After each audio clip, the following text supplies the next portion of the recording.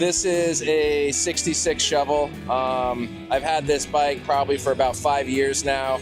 Had the motor redone by Sugar Shack Cycles probably about a little over a year ago. Paint was done by Hoagie Shine. I believe it's to be a 61 panhead front end. It's basically all panhead parts, but with the shovel generator in it.